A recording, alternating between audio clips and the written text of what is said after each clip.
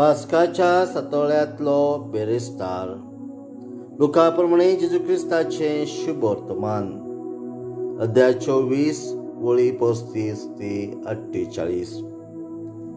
इमास्थान परतून आयलेल्या शिसांनी वाटेर घडलेली खबर जमलेल्या इकरांक आनी ताच्या सांगात्यांक दिली आनी कशे भाशेन जेजूक उंडो मोडटा आसतना आपणे वळखलो ते सांगले. अशें उलयता थंय आसतना जेजू तांचे मदेकांत उबो जालो आनी ताणें तांकां म्हटलें, शांती तुमकां. घाबरून आनी भियोन आपूण पळयता तें भूत म्हूण ते समजले. पूण ताणें तांकां म्हटलें, तुमी घाबरल्यात आनी असले दुबाव तुमच्या मनान उपरासतात ते कित्याक? म्हजे हात पांय पळयात, तर हांवूच तो. सासपून पळयात, म्हाका हाड मांस आसा म्हूण तुमी देखतात, तशें भुताक आसना. अशें उलोवन ताणें आपले हात पांय तांकां दाखयले.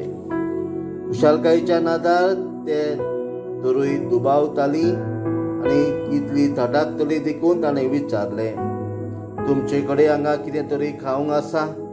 आनी ताणें तांकां भाजलेल्या नुस्त्याचो कुडको दिलो. ताणें तो तांचे उचीर खालो आनी ताणें तांकां सांगलें, तुमचे सांगाती हांव आसलो तेन्ना हांवें तुमकां सांगलेलें तें हेंच. मोजेसाची समोर प्रवादी आनी स्तोत्र हातूंत म्हजे विशीं जें बरयलेलें आसलें तितलें खरें जावंक जाय आसलें.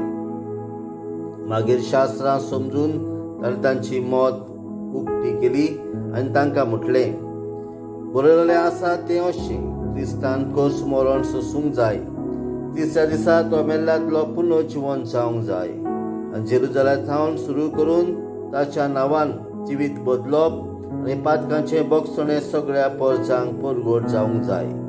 तुमी हाचे गवाय. जेजू क्रिस्ताचे शुभ वर्तमान. वाखांडी तुका क्रिस्ता.